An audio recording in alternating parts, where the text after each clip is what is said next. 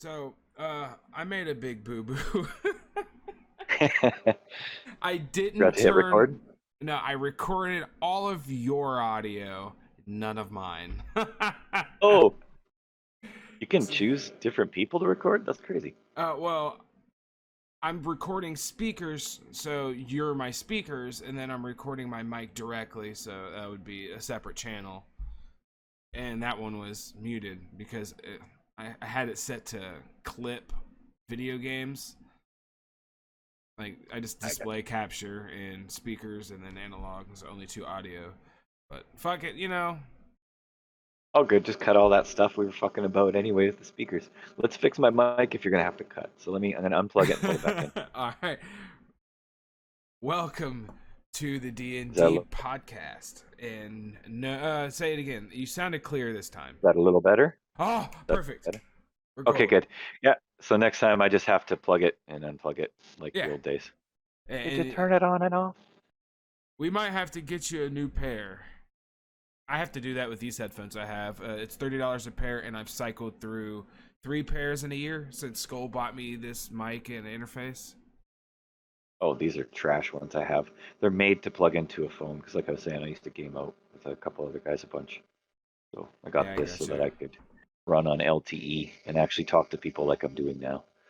I made sure like if I had headphones, well, the interface Skull bought me came with headphones, but the next pair I bought, I made sure that I had a cord. Like I only used them at my computer, so they only stayed plugged in because I always felt like if I plugged and unplugged them enough, it would ruin it, like short it out.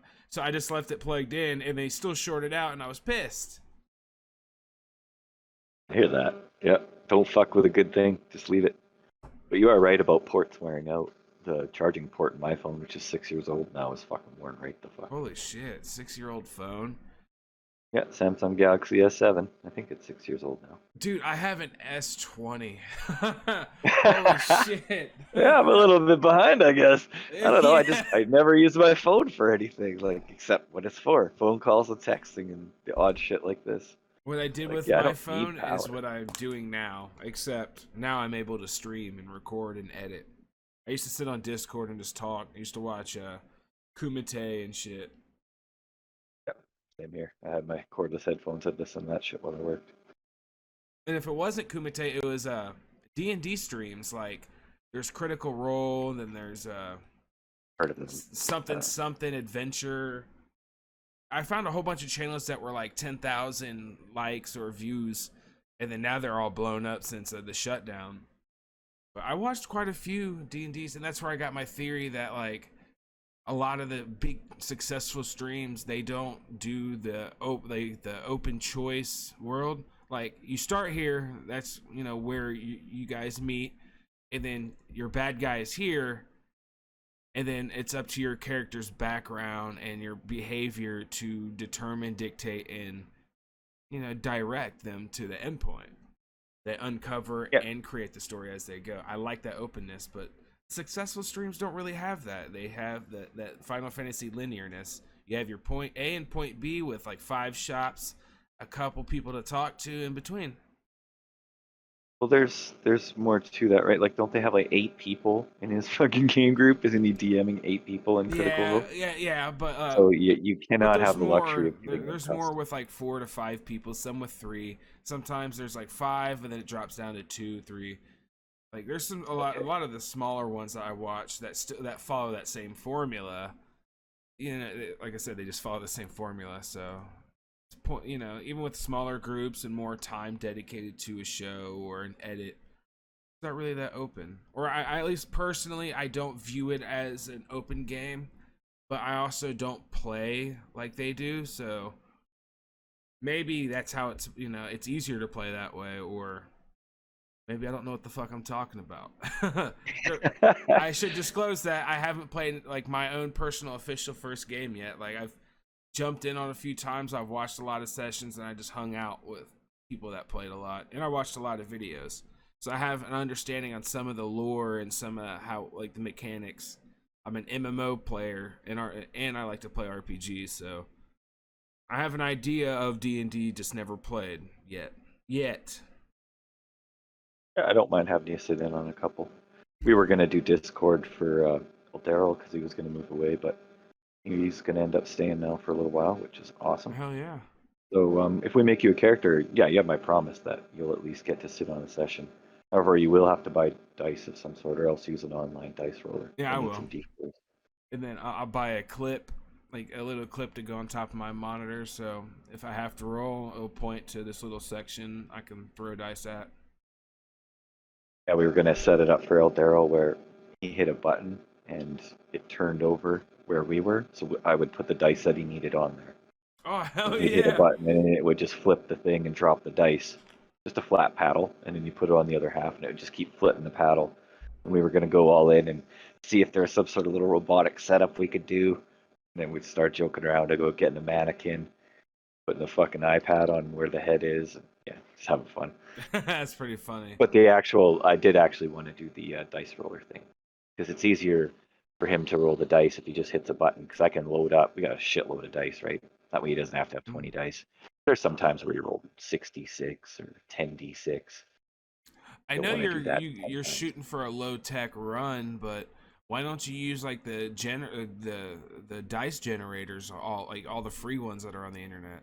I've used them personally, and I didn't play D&D, but you can get any number of dice roller or just a number generator based off what through what. Is there a Oh, reason why you don't do that? there is no negativity to this. It's not as satisfying. I It is got you. I figured it satisfying was as the fuck roll. to roll 10d6 at I once got you. because then you want to count it all up and everybody's excited to hope you get high, right? You want all that high numbers. The guy rolls like a Yahtzee of 10d6 or something. I have seen someone roll 6 10s or 10 6s before.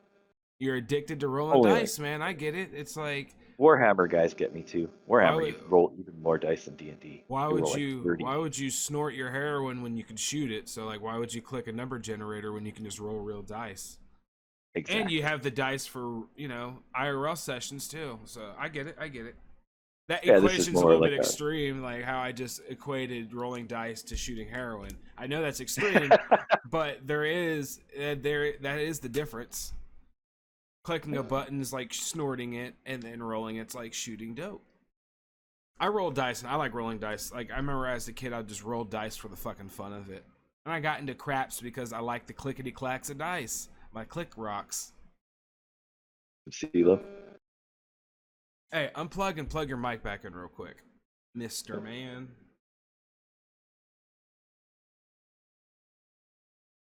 Let's hope it works.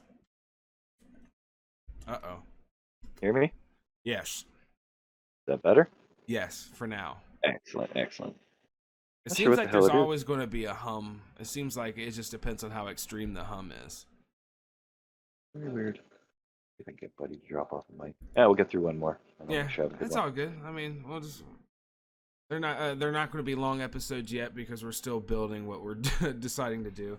Because I was thinking about one day we just read like just go through some story like plot points in D&D, like stuff that's interesting.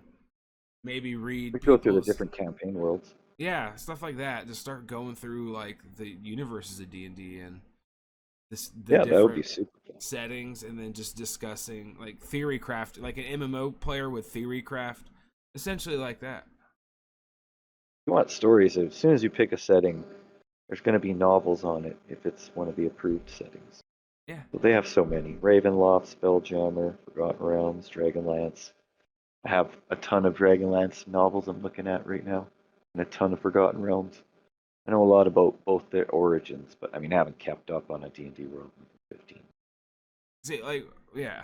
Well, what I was thinking is we have all these videos deep diving into the lore, and then we see all these videos where it talks about like a situation or a session during that specific campaign or universe, but no one ever just like go overviews like what it is, like just a quick overview, like a Wikipedia reading of certain locations and plots, and then just giving, talking about it.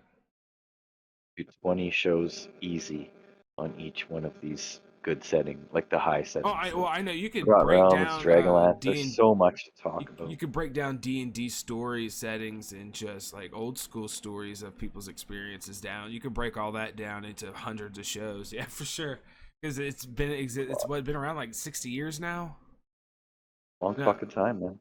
50. It's like 70s, right? Yeah, it was 70s. But they never had settings till the 80s. When TSR took off, they went big.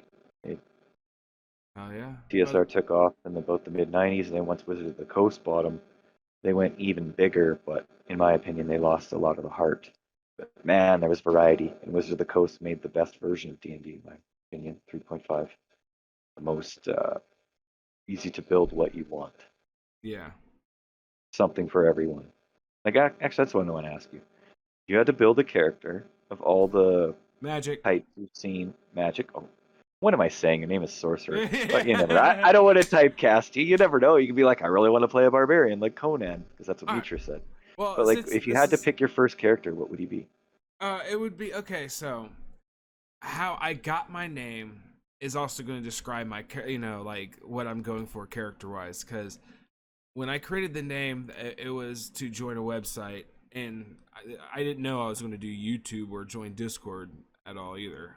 I joined a website as Sorcerer because I was like, well, even though I've been playing Elder Scrolls Online for a couple years, I never used magic, so no one can ever put Sorcerer to me.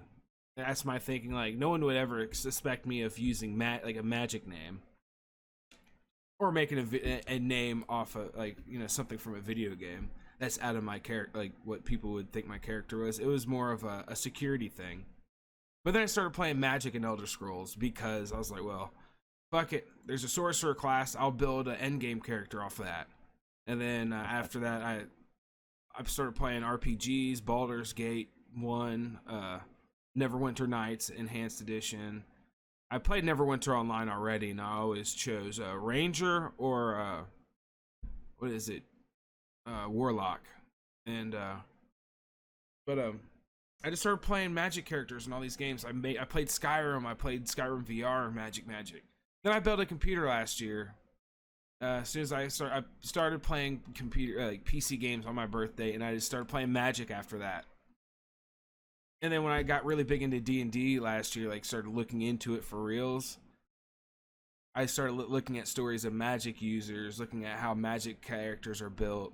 Started playing D&D, not D&D, fucking Baldur's Gate 1 and Neverwinter Nights, and just looking at the, how the classes play in that edition, and just what my capabilities were in preparation of playing D&D one day. So I would say Sorcerer.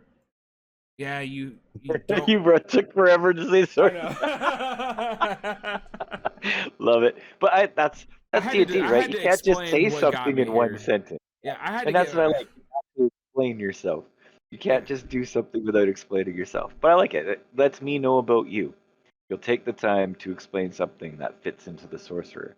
Now, what if I told you that being a sorcerer in the world we're on right now was one of the most dangerous professions you could be? In fact, it's the death penalty in most cities. Would that dissuade you, or would that magic interest frowned you? upon?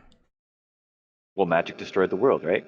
The Yeah. the magician sucked the life out of the world and created the desert.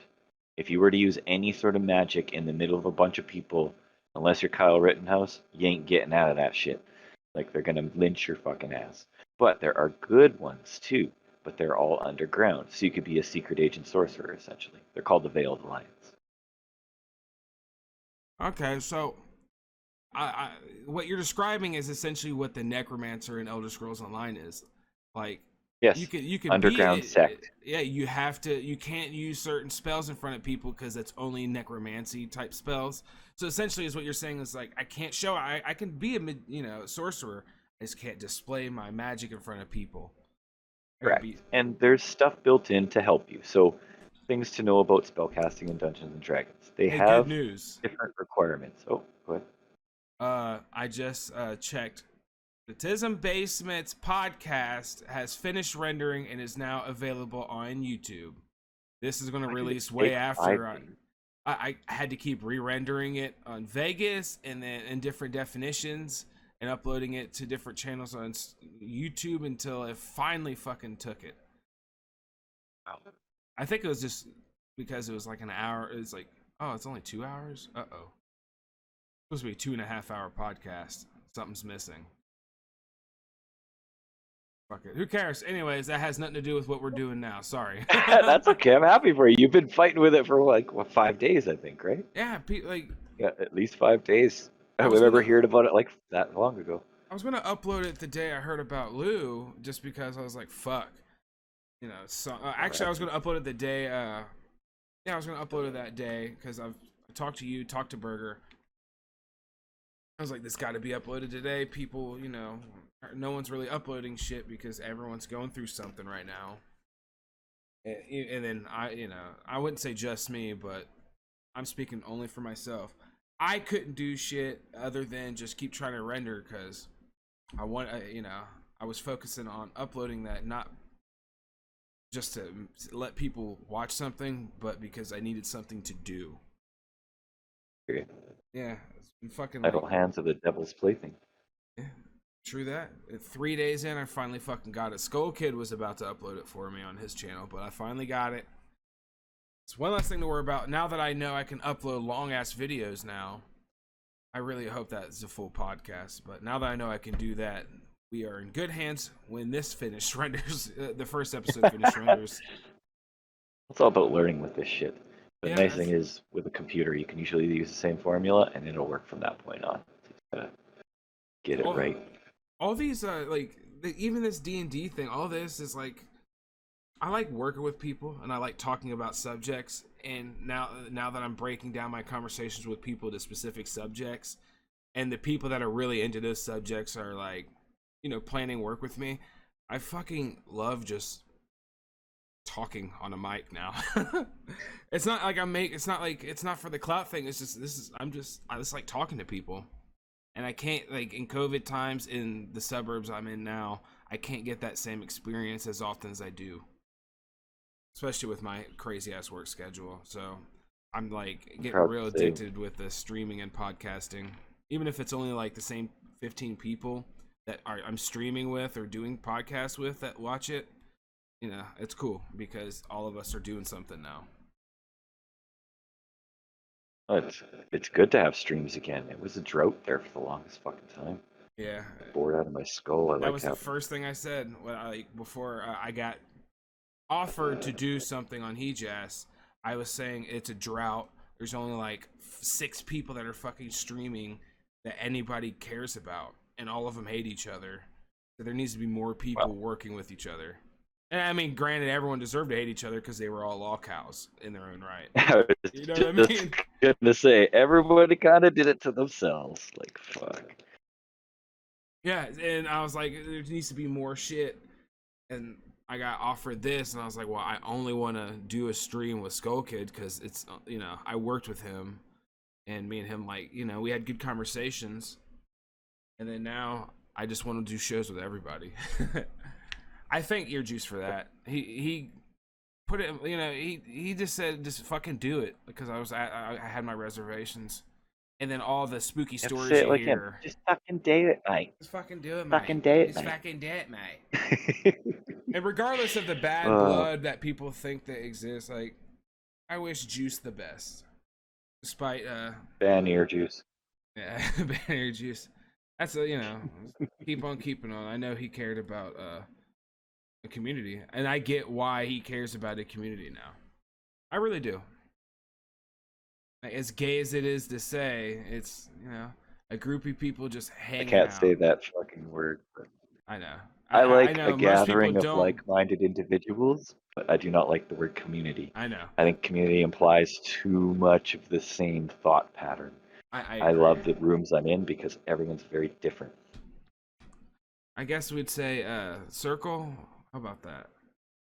Yeah, sure. I just won't say it. I'm not going to criticize you for saying it. Well, I don't like saying it either, but it's like at that time that was at the time that's the only word that would come to my head because even though I can articulate well, sometimes it doesn't click immediately.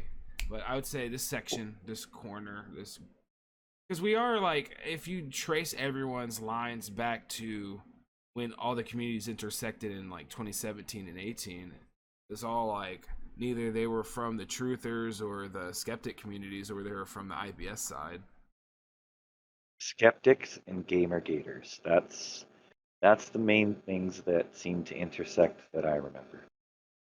Yeah, I was after that. Like I was just I was never a commenter on the OG Kumite days. And then I started following Medicare specifically, and then I got sick. I just got bored. Then the Montegraph shit happened, and people were talking about that, and like the small like the backyard blood sports size streams was like 100, 200 people.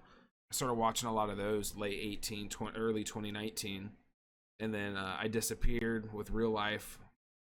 I was, shit with real life got in the way, and then when I came back, that's when I joined Hejaz.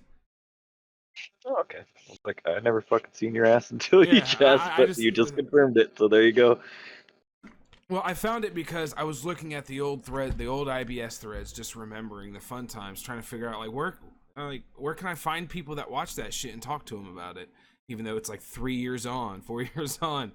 And then I was like reading Brian Dunn's thread because I always liked shitting on him in Discords and Skype groups and shit. And I found at the very end of his thread, I seen a mention like on the PPP shit, and then I started watching the PPP shit like early into the like when Josh and Godwinson was around, like all together. And then from the PPP shit, Brian Dunn was like, he just this IBS stream, and then I was like, well, if he's bitching about them, I gotta watch this shit. And fucking wham bam, thank you, ma'am. I watched. People who hate Air Juice love watching Air Juice. It's hilarious. Well, his name is now used on the forum, not often, but I see it every now and then because Air of the Juice whole. has clout. Yeah, he had clout, and then the clout came back, but no one's really shitting on him. They're just saying like he's among that list of Spurgs, He did his time. Yeah. He can just fuck around now. He got the label Spurg, but at least they're not like going after him like they do some of the other lolcows like JMK and fucking Spectre's getting it. I know we're supposed to talk about D&D, but I figured I'd introduce people. So somewhere along the way, someone needs to know why the fuck I'm talking about D&D and why I'm here, and that all encompasses we only each have other. Forever to figure it out. But anyways, so back to what I originally said, how like when I found D&D, I found Lovecraft that way too, because the beholder, like the tentacle, the eye, the face.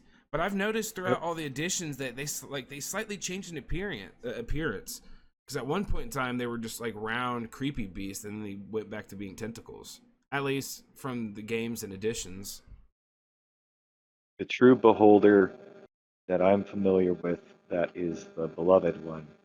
The eye stalks all have eyes on them, and the central eye is anti-magic.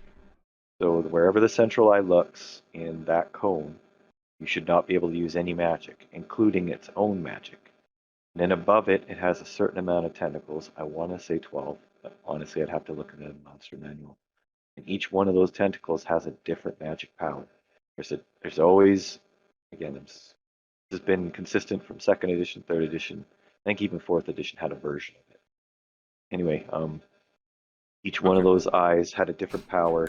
One of them would always be disintegration, charm person, at least. And then the other ones could be random. I think it could only activate a certain amount of them depending on how many people were in his arc.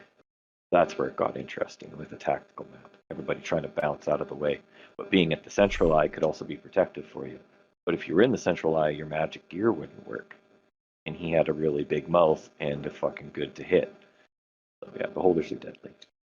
So, well, I was gonna say they're fucking scary looking, and just what they can do, and just some of their lore. If you just, I'm not gonna pull it up on Wikipedia, but you know what I mean. Like it's cosmic horror-esque, and I played a VR game last January, and it was like Shadow Warrior, I think. And at one point, like, you have to find these marble eyes for the statue, and the statue's of a beholder. It's not called anything in the game, but once you complete the puzzle, it flies in your face, and that shit terrified me. Cause like, and then I remembered it like a few months later, and like the end of spring, beginning of summer, and I was like, "Oh, that's D&D, right?" And then I remembered it was in one of the bosses in Neverwinter Online, the the recent MMO, and fuck it, it's terrifying. The Beholder. I can't imagine how a cult would worship a Beholder, to be honest, because just how they function. Get power. Well, the cult of the beholders gain powers through the beholders, Okay. and when they serve them, because beholders could just come in and like eat everybody. Yeah, I was gonna Their say whole like thing I is wouldn't see them as a blessing type of entity, but they it's get it what they can do for through the. the being itself and not just through a blessing. Okay. Another really good villain in that kind of vein is a doppelganger. You have a lot of fun with doppelgangers. Like, Also, you know what I mean when I say that? I just assume you know most of the nerd lore. yeah, well, that's the doppelganger is a thing that can like pretend to be you, and it's like a weird looking Correct. monster. All right, I'm Yeah, pulling up absolutely. 100%. Discord. I'm streaming my No base. browser if you want to see what I'm googling. No, I think that's what fucked up my connection last time. But I've Yeah, seen yeah. every iteration of doppelganger there is. So The these things are doppelganger either just looks, gray, featureless entities. But but no one would ever see that because they do not revert to that form until they're dead. okay, So that's just to give the DM something to go on. They're always someone else. That's their shtick. because So their they pretend to mouths. be people and then they slowly take over places. If you played Baldur's Gate, they have the doppelgangers in that. Yeah. That's how I knew them. But doppelganger. I'm also a fan of creepypasta. So like my brain was freezing for a second. But yeah, D&D doppelgangers are terrifying because some of them have like they don't have mouths, they just have muscle over their like where their mouth's supposed to be, and some of them is just flat feet, like, no features. But the ones with muscle on their They've had face are scary. Holy shit! Well, they've had some different iterations through the years. If you look again, you Some of show it. them Well, look I'm like not sure, but you aliens. could always look at the first edition version of a monster and then just what comes up in Google. And sometimes they'll actually be totally different pictures of the same thing. Well, the fifth edition, according to this D&D fifth edition monster guide, it has like the doppelganger has one eye on its head. It looks like the Rake or the Longman from the SCP Foundation, except one hand is like a giant sword made out of bone or something. That's what They, according to this website, but it looks like one of those bootleg websites. Unearthedarcana.com. yeah, tough to say. Unearthed Arcana is one of the names of one of the books. The website doesn't exist because I got sent to a choose your website redirect. Yeah, there's Anyway, tons of that. yeah, I imagine since D&T's so still popular, but still popular underground, and but has existed for like 50 years, I can imagine like how many websites have existed and closed out, how many forums, chat rooms, online groups before Discord or before YouTube streaming and shit. Like the lore and people's stories from the old forum days is interesting. I like looking on Wayback Machines and just on the Wayback Machine and looking at forums. Roleplay forums are the best. Yeah, the old forums, they had guys would make PDFs of stuff, which was handy. But I Can managed to you get my hands on like all the thirds. Am I jiggle your correctly again? mic? Yeah, jiggle your There we mic. go. How's that? Say Oh, something. damn.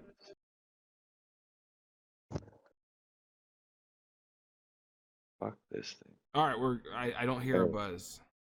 We're There. good. How's that? No buzz? Good stuff. Yeah. A little buzz is okay, but I don't hear any buzz at all. But I'm saying a little buzz was okay. It just got to the point where I heard two different tones of buzzing, and I was like, Weird. I can't edit around that. But so Cursed Mike. yeah, curse Mike. We'll get there. Like I'm still trying to figure out how I'm going to structure our talks while also leading into me sitting in session and participating. Yep. But That'll be D&D in time. monsters are creepy. I've seen one that's all flesh and like it's a bulbous piece of flesh and There's like a couple small wings on it, one leg. Some of these monsters So get esoteric. oh yeah, there's quite a few of them are based on real world legend as well. Make it around them from all around the world too. They've taken Chinese monsters and thrown them on there. Well, for There's this, also like demons. Demons are one that they steal from all around the world. They steal a lot of different demon types. well, there's a mod for this game that features uh what is it, a D&D doppelganger, and it's for her. It looks like just a normal dead chick, but she's pale, so she has no skin color, black hair. But then she splits in half, and these tentacles come out of her. And that's her like doppelganger form, according to this mod for an RPG. I know that's not D&D, but that's a interesting iteration of what a doppelganger could be. Well, yeah, Oh, and it's what you want it to be. There's after different versions of reset. elves on many worlds too. Most people think of Legolas, but the elves on Dark Sun, there is no forest, so they're different. There's another world where elves are evil, the bad guys, and they subjugate people. Yeah, it's what you want. You could have doppelgangers like that, and you just modify the rules a little bit. Boom, done. Well, like if you look at the old school MMOs, man, like their elves, some of them follow the traditional Lord of the Rings or whoever created the first fantasy elf, and then some of them got into like where they're like monsters, or they're like Yep, they look like more like Nosferatu and what is that, Vampire the Masquerade Bloodlines RPG. Like yep, like they have yep. no nose and shit. It's like sometimes they make elves look like that, like weird bat things. Yeah, one of the fantasy world, the elves are flesh-eating nightmares essentially that come across like corsairs and raid. And then the dwarves on there are called pikeys, and pikeys are based on and I found this totally by random, but the guy who ever wrote these stories must have played first edition D&D, because there's pikeys in first edition D&D book. And what they do is after they kill their victim, they take their cap and they soak the cap in the blood. So the brighter the cap is, the more people they've killed, so the more stature they have. Oh shit. And that was a concept in one of the books, and he stole that monster from a D&D monster manual. So I get a chuckle out of that. By Well, R.A. Salvatore. It's actually, the stones. I wanted to comment on D&D elves. I like how D&D do their drow, because Yeah, they look that's like terrific. the monster version of what other older MMOs and old RPGs thought of elves, where instead of being like like electric blonde hair, skinny, pale, you know, uh, what is it, androgynous, Yeah, where androgynous.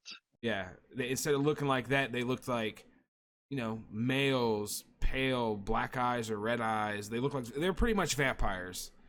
And I like how the drow are, just the iteration of what people thought D&D elves or Lord of the Ring elves would look like if they were evil. I like that. I The like reason drow. the reason they're black is actually because of the radiation deep below the surface Yeah, I was of saying that's. I Toro. haven't. I understood a little bit of Underdark lore. They're from the Underdark, right? Correct. Yeah. Yeah, Yeah, yeah, but they're yeah. so deep in the Underdark that all of this stuff is radioactive. That's pretty funny, Underdork. Good name for a fucking podcast. The Underdork. Yeah, Underdorks. Dude, that's pretty fucking funny, dude. Anyways, but so there's radiation. Why is there radiation in the Underdark? Because they're so low in the ground that it's radioactive the lower you go, I guess. Ah, that actually Probably makes more good that I'm sense. skipping over, but I know that radioactiveness is part of it. And what they make their weapons out of is like a black steel. And when you bring it to the surface, it disappears. It not disappears, again, wrong word. It disintegrates slowly over time. So if you bring it to the surface, the light of the sun hits it, it starts to disintegrate. This is so funny because it's such a D&D thing to do, because all their magic weapons and armor are of the absolute best class. So I believe the guy that invented this setting had his characters at about level 13 or 14. He wanted to make the bad guys that they fought very difficult. He gave them all +5 weapons. Basically, all the weaponry in Menzoberranzan and all those type of Underdark cities is the best you can get, and the best enchantment you can get is a +5 enchantment. Everybody's packing the best weaponry, And the first thing that a group's going to think is, fuck yes, after I kill these motherfuckers, I get to sell +5 swords. I'm going to be rich.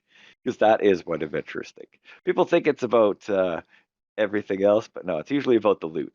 So they figure You out they've just already spent become the loot weapons half the time dealers at the first. end. Yeah, exactly. You just become weapons So dealers at the end of your career in D&D. That's all you are. yeah, and this clever DM took that out of the equation. Nah, when you bring it to somebody who will actually buy it from you, it'll be disintegrated. You won't get any money. Unless they live in the Underdark. They do, but why would the Underdark people pay a whole lot of money for it? That's true. Not to I mention, know. they're going to wonder where outsiders It got it from. defeats the market entirely. I was just commenting on, how they're Yeah, also fucked in that way too. I didn't. I was in the middle of burping though, so clever monkeys. apologize. Yeah, all good. But yeah, like that's another example of how one of the monsters and some of its lore came from a DM that was being clever about his economy and knowing that his characters would basically be even more powerful than they probably should be by the time they're done that encounter. I like that That bad, about D that and guy's good. D because sometimes a session can get so epic if other people witness it. Guess what? That could eventually down the road become real lore in the game by the people that write it. It's just crazy how the community can still be helping create through experiencing gameplay some of the lore and how the future of the game goes to the next generation slash edition. I just I think that's think awesome. I think the lore too, and some of the stuff that the authors have written. Again, I'll go back to Drist because Drist is one of the best known D&D lore characters in my opinion. Then he's followed by Elminster, maybe the Symbol on that world, and then on Dragonlance we'd have Caramon, Raceland, Vanis, Flint. Flint is epic because spoiler alert, 30 years later, but Flint dies. So when Flint dies, I've heard of people like Mitris told me that his sister borrowed the book once and she read it and she started crying after Flint died. Like D&D characters can touch people if they're written properly. But the point is, sorry, that I was getting at is the D&D writers can change the flow of the game because you can't actually make Drist in second edition D&D rules. Can't. He has a whole bunch of class abilities that either A, don't exist, or B, he'd have to multi-class to get. And either the way he could multi-class is illegal, because for starters, don't know if, yeah, elves can only take rangers so far. So if you were to take Drist and try to put him on paper, it's next to impossible. And in some of the settings, they would actually take your favorite characters and make stats for them, which was my favorite part of as a kid. I would always love to know what the statistics were for the D&D characters I was reading about. Yeah. I don't know if that appeals to you too, but I just, the rules nerd in me, and I'd always be amazed that they'd actually be not that powerful, like Yeah. stat wise, because I know what they can do in the book, and then I look at the stats, and I'm like, but no, he's done like this and this, and just rages, and there's no such thing as the rage power. Yet he uses it in there. And then I seem to recall in one module, they show Drist's rules, and they say right in the rules that these rules are illegal. We can't actually present Drist as he would been at this point in time. Because again, Drist changes as he goes along. He ends up becoming a cleric in the end. Yeah.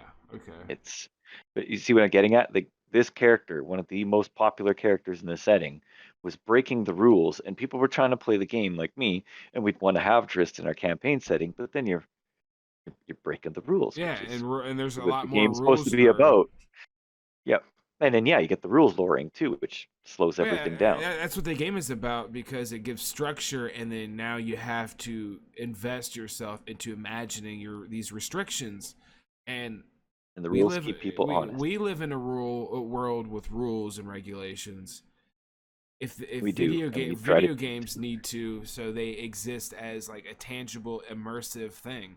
Even in like that's why a lot yep. of early day shooters would have these weird rules about their universe or this weird tidbit of lore because they wanted people to know like, hey, this is what the world is like in this weird setting, even though this We put time city into it. even though this will never come up Yeah. ever again, you still need to know this exists because people don't except subconsciously people identify more in games universes worlds if there is a set like a city or some kind of Background. setting, some kind of like setting that is tangible. Even if it's not That's where I'll get tangible, to you that. have to create the rules of the world so that world can have land that exists amongst those rules, like if it's anti-magic and shit. Now, that's my side Yeah. autistic tangent about settings. No, and I'm taking forever to get to the point. So yes, they wrote Drist. Drist rules are impossible. But when you get to third edition, all of a sudden, Drist rules are very, very possible. And I think that because the authors were making these characters that didn't fit within the framework of second edition, that helped frame how they went into third edition. Because all of a sudden you could make Drist. Yes, he was 4 fucking classes, 5 now that you had the Cleric of Maleki.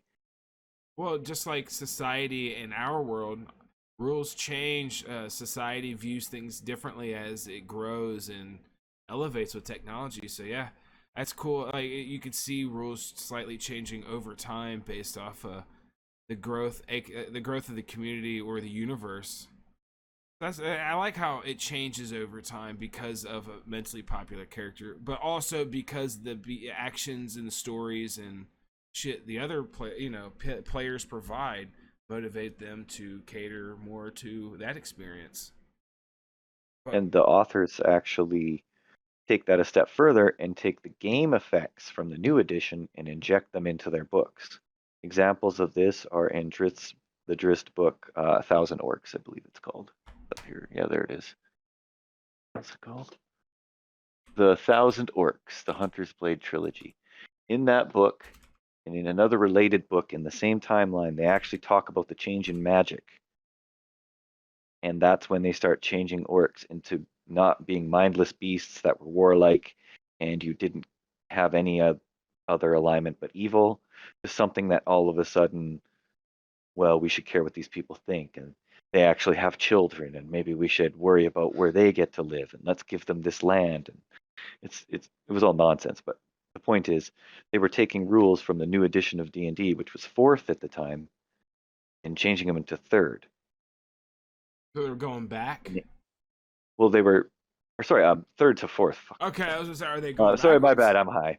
I'm high. They You're like good. You're because he was written in good. third edition, and in the fourth edition, remember how I was talking last time about how it was a bit video gamey, and Yeah, it was all yeah. about It cooldowns. was World of They try to Warcraft. they try to explain cooldowns in the book. That does, And then yeah. there's another guy named Catterley. And Catterley was one of the most powerful clerics, period. And he talks about how he can do his power differently now, and that a change has come over Toril, You know, I which I just thought want to was say cool. something as a video game nerd. If you wanted to add cooldowns or you want to explain cooldowns, you don't grant certain classes of spells a cooldown. You just give someone an exhaustion slash fatigue meter, or not a meter, but You statistics. just wait a few turns. Yeah, Yeah, yeah. like, and then you just do that, just like how the single player RPGs run right now. Baldur's Gate 1, 2, 3, Neverwinter, you even got Divinity. The cooldowns work as like turn. If you're doing the turn based, it's you just take a turn or two off, or it's a day, one spell a day, or every session. You can add limits to spells without adding a cooldown. So, but yeah, World of Warcraft is huge when fourth edition was coming out, and that was the trend. Back. That's what if you played MMOs, you'd see that also affected the video game world. So yeah, I can see how World of Warcraft definitely affected fourth edition. But that's how you explain cooldowns also, because I'm a video Plus, it game was nerd. all about they didn't want to say I'm swinging my sword. Everything had to be a power. But the powers don't mean much if you can just do them one Yeah, after another. like a So there's got skill. to be Yeah. some emphasis on the good one, and you got to limit the good one so that there's a point to it. It's all fucking Well, see, shit. I like the role play part of D&D because it's like I roll. I say I swing. Like swing to his arm, and then I'm given I'm told to roll, and I'm given a number I have to beat or land on or beat, get bigger. And then once I hit, some of the D&D videos and sessions I read about. It's like, okay, I said what I was gonna do. I landed the hit, so now I describe how I swing the sword. If I say I pick up my sword, I swing it, I swing it into his arm, and it chops his arm off with a big thud. And if I don't add any detail after that, I like if the D&D call, oh, he didn't say his sword swung through, so it's still in front of the orc or whatever. The D&D remembers that.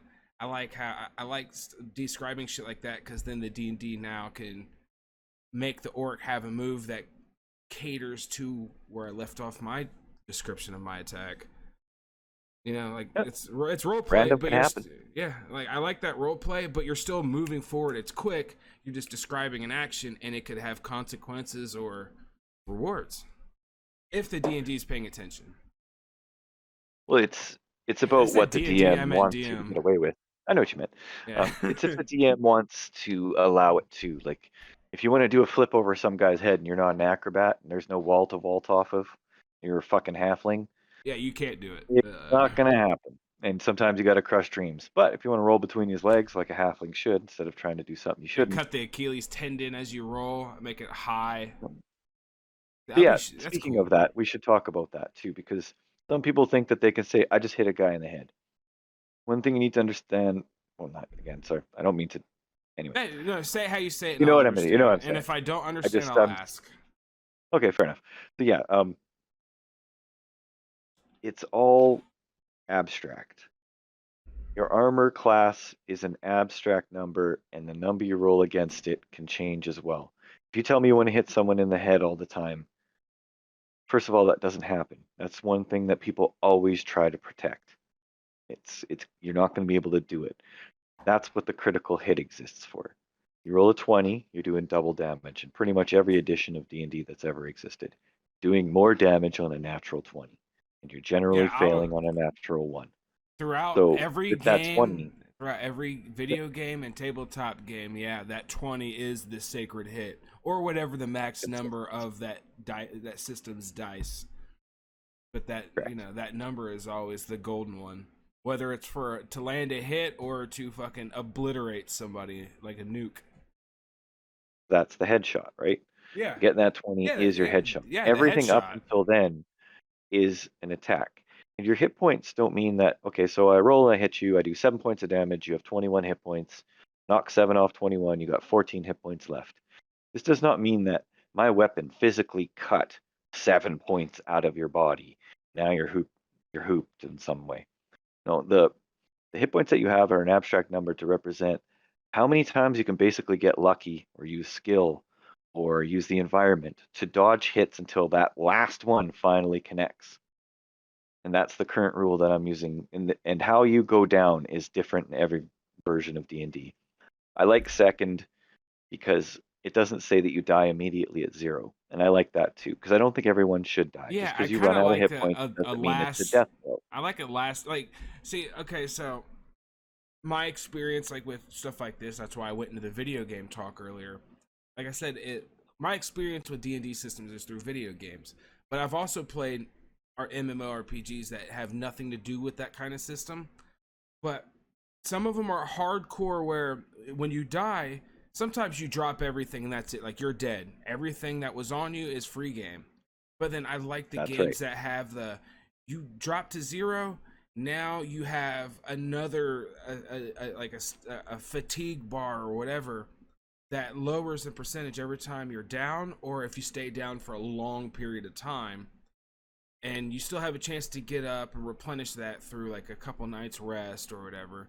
But you have that bar to keep you from dying immediately that first time, and then you can never die, or if you're just terrible, at least you won't die immediately. And I like something like that. Is that what you're talking about? Having like a once you hit 0, you don't and completely and die. there's more to it too. That you touched on good stuff, right? Fuck There's yeah. no death at 0, and you can take it one step further. So, for instance, that ambush that I made the players go through just this past one, that ambush could have easily went against them. And if I'd have got them all to 0, unless it was a critical hit that put them out, that's the one rule that we're all having an understanding on in the group is if a critical hit takes you out, there's a good chance you're dying. It's that one because it's in the name, like critical hit. It's got to hurt you in such a way.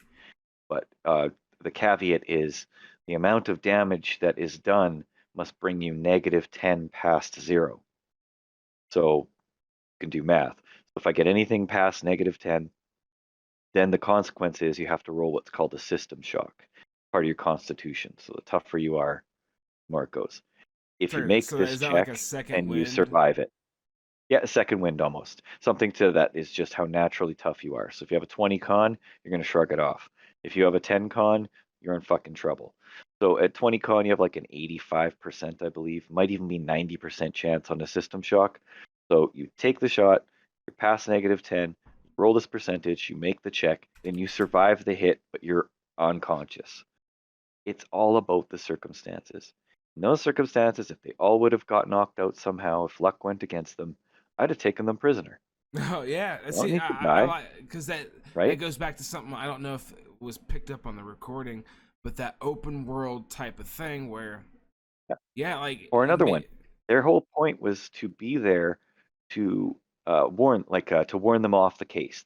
They wanted to be there on behalf of the merchants who they had been really scrutinizing. One of the merchants groups was the drug dealers in the whole merchant scheme. They were the drug dealing merchant house, and they wanted to send a message to get the fuck out of town because they'd had cops watching all the merchant houses for 3 days. 3 days of profits they've lost. Enough is enough. They wined and dined him, but they didn't believe that they were going to drop the case, even though the group had actually agreed. And they're like, yeah, well, we'll lay off the merchants. We understand we're pissing you guys off. But he didn't believe them because he's a paranoid cokehead. So he sent his people to make sure the message got through. So with all this in mind, pull off the ambush. The ambush went bad, would have taken the prisoner, or alternatively, I said, fuck it. They'll leave a note. This will happen to you again if you don't lay off the merchant house. And then they'd have melted into the night. Then I would have had the homeless people steal all their gear, and then they'd have woken up the next day, and that would have been the price that they paid. yeah, okay. So So like it I doesn't like have to that. die. But you explained, you knew where I was going to go with that point where I touched earlier, where it's an open system. Like you have your goal, you Yep. have where you're supposed to go, but the players have no idea how to get there. Even if they played the module, since the world is open, they can go anyway. And then getting like you hit zero, They are playing multiple module times. right now. Yeah, well, I'm saying like Yep. they're and they hit zero, they don't die immediately. They can hit zero a couple times and then they get captured. Now they have this whole side story that could either end up being their main campaign at that point, or just be like something if they get through it quick. Just a side quest that led them directly to where they needed to go, back on the right track. I like that And they open actually, decision. They have a point A and point B, but the in between there is just up to their imagination. well, they fucked my plan up too with that attack. The whole point was to warn them off, like I said. So the goal was, for them at least, in my mind, I said to myself, once they get half of the guys on the ground dead, which was one guy per, and then they had two archers above and a leader behind them about 30 feet away. Of course, they don't know the capabilities of who they're fighting, which is something I always try to pride myself on doing. I don't just try to screw the characters all the time. They have no idea that the thief in the group has Dimension Door. So the leader thinks he's 30 feet away. What happens? Buddy, Dimension Door is away right away. Behind that guy, dark out. He's not expecting it. He has no idea where Boulder, who's the guy who has Dimension Door, he has no idea where Boulder went. I said, it's dark out, shadowed. He doesn't have night vision. I'm going to give him a 25% chance not to see you. Usually I'll let them roll their own percentages. He rolls a 21. So the guy doesn't know that Boulder's directly behind him about 10 feet in the shadows. He just popped up. He doesn't know, right? So the rest of the group, on the meantime, he's left them an extra guy to kill. So Mitra's taken on two guys. Poor little old Daryl, who is all about ranged, and he can't spell cast because there's a guy right in his face trying to kill him. And then Muad'Dib's right beside him, who's also an archer and has a guy in his face. Long story short, they use all their powers to basically handle the guys. Now, the drawback of using the dimension door that Boulder has, it's the psionic version, is when you get to the other side, you're disoriented for one round. You have to kind of catch your breath, and it's like the Stargate, kind of fucks with you real quick. He pops up on the other side, manages to make it because in the meantime, Muad'Dib had ran to the roof and he was holding the attention of the leader on himself by Oh, drawing his he had bow and saying, "Hey, aggro. you." So then Wait, that I got a gave the extra question. chance to Boulder. Sorry, let me. I'm just about done. Okay, I'm sorry. Boulder runs up. Yeah, so I'm 2 seconds. Boulder runs up, stabs him between the shoulder blades, gets a critical hit, takes him out in one shot. I was not Just from that, anticipating that. so he Just from snuck that because around he real just rolled good. lucky. Yeah, well, he gets extra damage if he backstabs as a thief. Oh So he did shit. ×3 damage. So he did way more damage than he would normally do. Don't forget too that I gave him that magical dagger. Magical dagger Yeah. the magical dagger hates casters. So he gets an extra 1d6 points of fire damage as it tries to burn that sumbitch to death. Dude, that is such a so just So he that kills them the almost. luck of the roll, the RNG Yeah, it did, gods. and that changed everything. Yeah, it changed everything. But if you were to play a video game and you killed the leader right away, it would have ended there.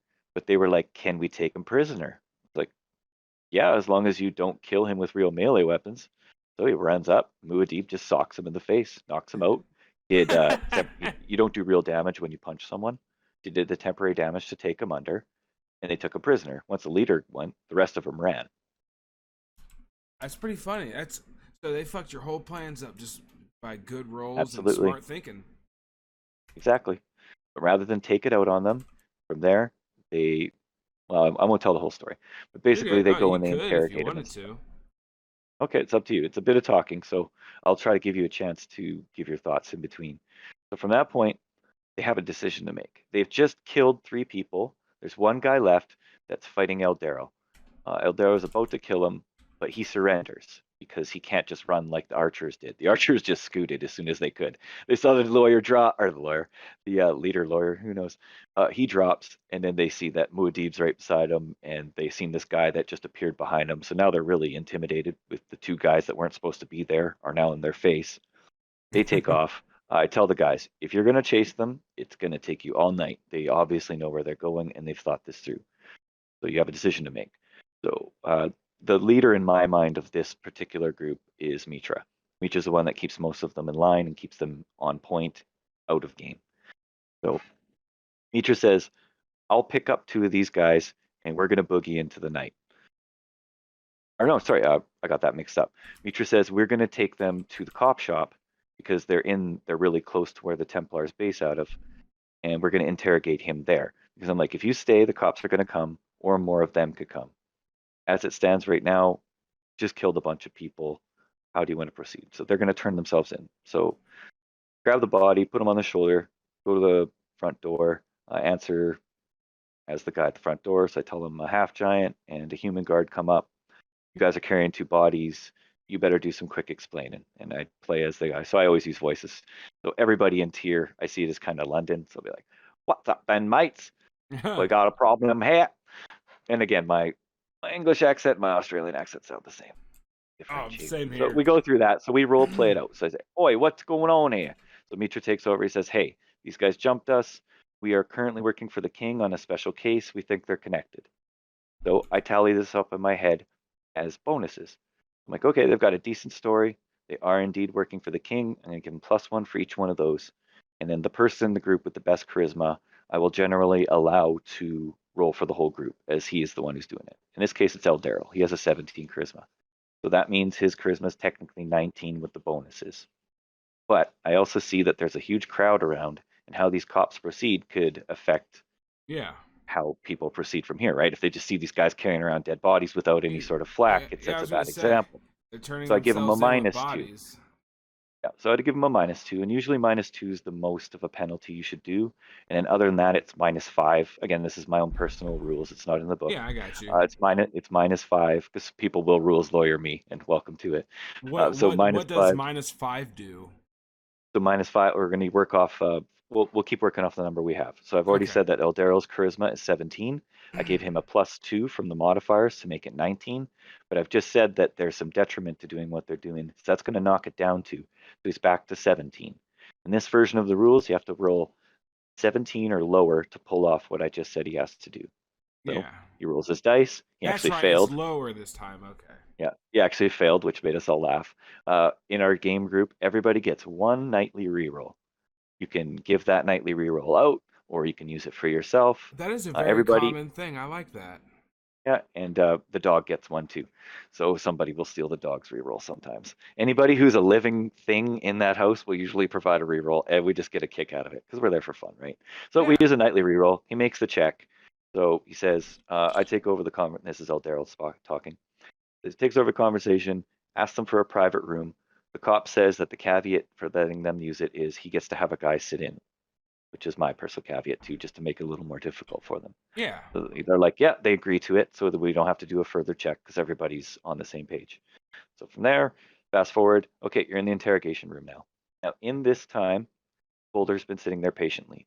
3 of them left with the body, but Boulder stayed around. Remember well, not remember, I haven't told you yet. The reason that they were there in the first place was they were staking out Kinira's house. Kinira is their main arch enemy right now, the one from very original. Okay. She's the one who knows the location of the slave base, and she is apparently a spy for some other unidentified city-state. And she actually is, as they confirm later on. Anyway, they're there staking her out. They get jumped because they're all together. 3 of them leave.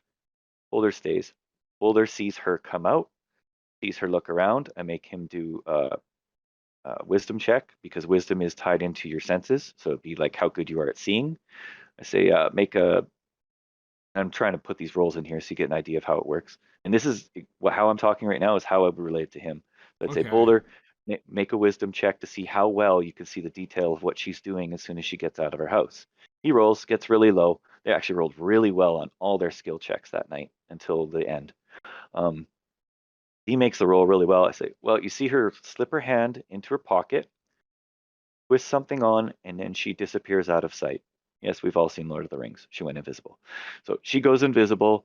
I say, what do you want to do now? He says, I'm going to try to watch for any sort of indication that I can see her. Now, there's a huge crowd following the people that have 2 dead have this left dead bodies behind and have Yeah, 2 bodies over their naturally. shoulders.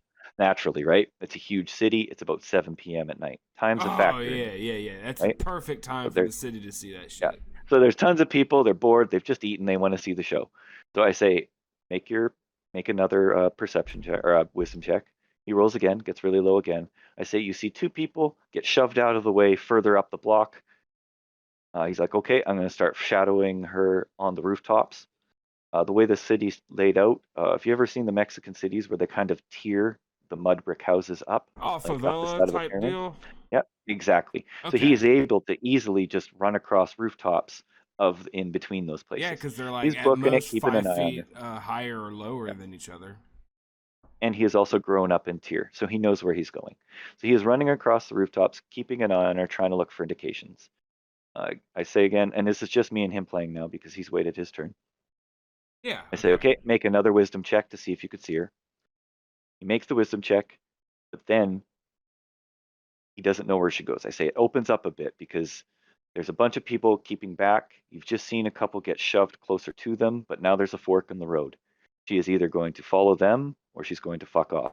Now I already know she's going to fuck off and talk to her contact. That was the whole point of what's going to happen after the interrogation. I wanted to do that. That's part of the module. That meeting is supposed to happen at night.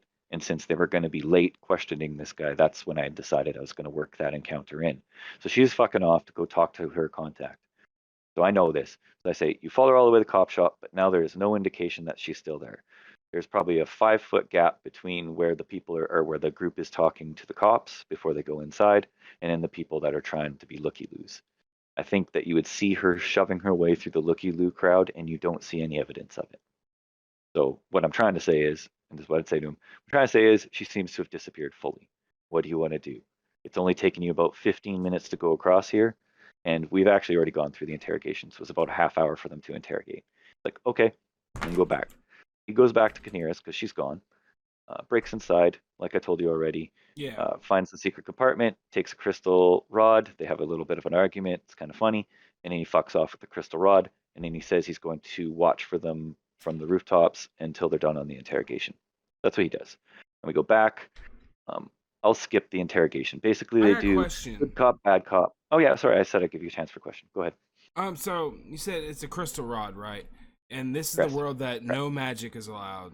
So you're not allowed to have Correct. like enchanted items, or are they not It like is depends. enchantments not visible? Enchanted items are a gray area because the magic that created them has already taken the life out of the earth. So unless it's a magic item that continues to steal life out of the earth, which they do exist, you're kind of okay. It's Okay. just good not to flaunt magic. Now this crystal rod could be anything. I'll tell you a spoiler alert because you're not playing, not yet, and it won't affect it. That crystal rod is actually a communication device for her, and that's how she talks to her contact. So she set up the meeting with the crystal rod as her spell component, and then she put it back. She doesn't need to walk around with it. Plus, a crystal rod is super rare on this world. The technology to make a cylinder out of glass, a perfect cylinder out of glass, can only be done with magic. It's very Okay. rare and very expensive. So she's not going to walk around with it. Also, Yeah. part of what he found in there is he found a whole bunch of disguises because she's a Templar. So they found even more evidence that she's left there naturally, that she's a spy. So he gets out of there, goes back. They interrogate. They use good cop, bad cop, because they got a good skill roll, or they rolled a charisma check, did really well on the guard that was in the room with them, to the point that they were able to get him to leave, and then Eldero can cast the charm person spell. So then he charmed them, and after you charm someone, they want to tell you everything. That's in the skill description. They really won't tell you something unless you ask them to go against something they know will get them harmed. But they kept their questions really light, and they were able to find out that it was the Rasta guys, because I play the drug dealer guys like Rastas. Even though there's only white, Yeah. and again, I want to clear something up too. There's only white people on my world. The reason there's only white people in the world is because if anyone ever finds out about anything to do with it, nobody cares about white people taking white people slaves, so we can go on from there. That's why there's only whites. I gotcha. I understand how people are. So anyway, he goes. They Wait. get Well, the information out of that him, and only then he white ends up. universe also adds like well, the only like the land, the only white lands. It also adds like whether a social justice person gets upset with that. You can play Yeah, like a lot of that's good. exactly mine. Yep, Well, it's a good way. that's It's why. also a good way if someone has an open mind, like, all right, I don't agree with this being existing. Now you can create a plot around fighting that system too. Like, there's many different good ways to go about it. Whether you agree with, like a personal opinion comes in how a setting is, or how society is in a certain setting. That just opens a It's not chance what for, color you are, yeah, what you just open culture up you are. what color you could be that one character that fights that quote unquote oppressive regime, and that opens up a great story plot. You know what I mean? So Literally, what the first mission is you're trying yeah, to throw off Kalik, the guy who enslaved you, there you because Tyr go. is the only free. Yeah, Tyr is the only free city. So the people that killed the king are the ones that made everyone free, but they're in the precarious position of needing some sort of scapegoat to have killed Kalik in the first place. That's what this whole mission is about. They're making history. That's what I told them too. I'm like, this whole module we're about to do, you're about to make Athos history. You are going to define, they've already done it. They defined the whole course of events in a small town. There was the choice between the small town folding or the small town backing the salt mine. They made it so the small town backed the salt mine. That was them. Otherwise, it would have went under, and I would have played from that point on like it went under. So anyway, Tyr is another one of those. Tyr from a module done by the people in the books. So basically, an author set the tone on this. And if you play the first module in Dark Sun, you end up assisting the people that end up killing Kalik. So now they Okay. are trying to find a scapegoat for the people from the first module helping. And they have it connected too, where if you helped in the first module and you help in this module, people already know you and you already know people. So then this whole process of them being able to frame someone might have been easier. But then you're required to make everyone start in tier, and I just didn't want to. I just now it just hit me when you said it doesn't matter about your color when you were just describing the all white thing, because it just hit me Yep. also like the commentary that yeah, slavery is bad, but even white people do it to each other. So Yep. I just caught what No you one said. cares when Sorry, it's white. it just hit So. my brain, so I had to restate that. Oh man, it's only It's a almost small 5:30 thing. for me, and I'm Yeah, sundowning. it's all good, man. If you want to call her, we can call her. Might have to. Cool. I Yeah. feel bad that I fucked up the first hour of audio, but Oh, whatever. I think we got a good direction now. We'll just talk about game universes and then start learning about yours more and more as we go. Well, as soon as you buy some D4, we can do a character for you in that show. You We said can do it all D4? from here. D4. That's D4, what I you'll mean, need yeah. to roll your stats. And All whenever I right. say D something, and this is for other people who may not know, D means just dice of four-sided. So D6 is a six-sided dice. D10 is a 10-sided dice. Percentile dices are two D10s. One of the D10s has tens on it, and the other D10 has 1 to 0 on it. So if you roll it and you get 0, 0, and then 0, that's 100. If you roll it and you get 0, 0, and 1, that is 1.